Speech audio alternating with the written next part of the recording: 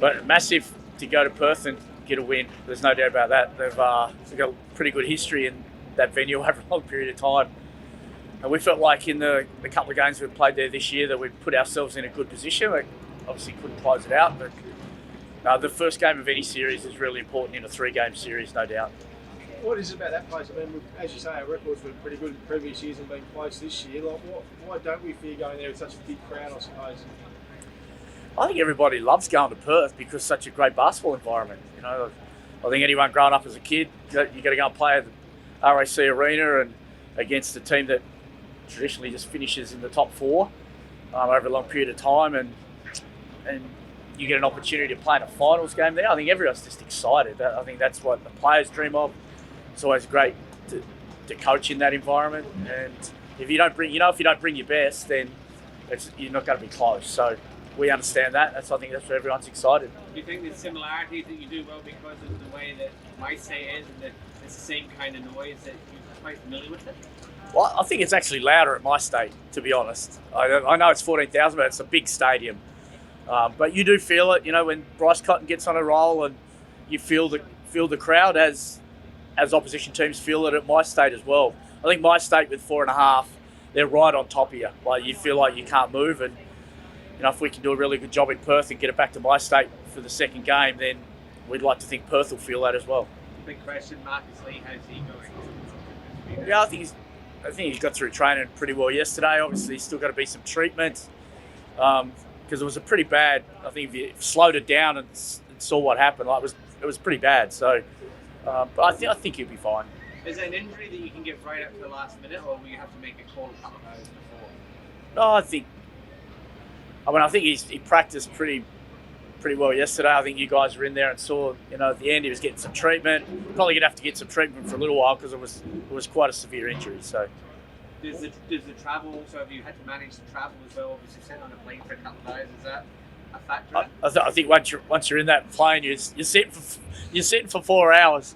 So there's not much you can do. He'll be in an exit row, so he'll be fine.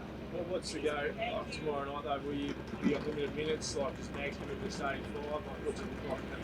Yeah, I don't think if Marcus fine to play, then I think he'll start. I think Scott stated that, and Mag stated this week, I think that if everybody's healthy, we'll just play our normal roles. And Marcus played a great role and been a great combination with Mags, no doubt. I think everyone's seen that front and centre, and we've traditionally had good starts. So, you know, if everyone's good, then we don't want to change that.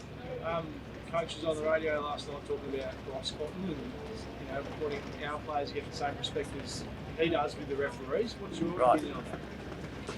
Yeah, I actually didn't listen to it, so I don't know.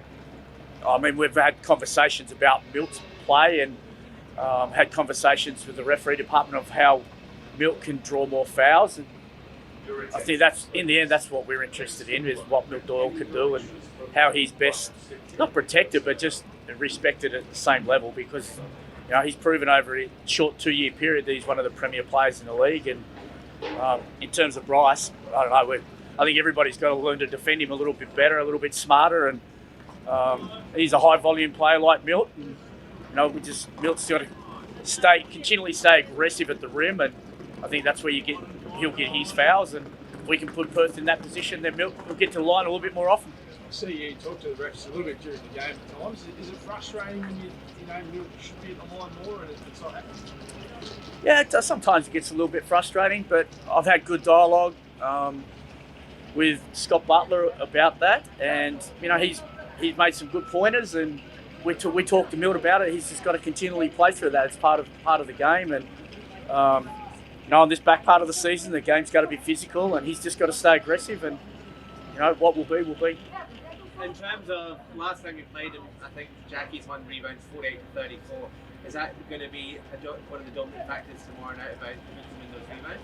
Yeah, no question. It's well, Pat Riley's got a saying: rebound equals rings. You know, so if we want to be a championship calibre team, you definitely got to rebound in Perth, because they're a very big team, and traditionally Perth, no matter who's coached Perth in the last 15 years, they've been a very, very good rebounding team and a very good offensive rebounding team.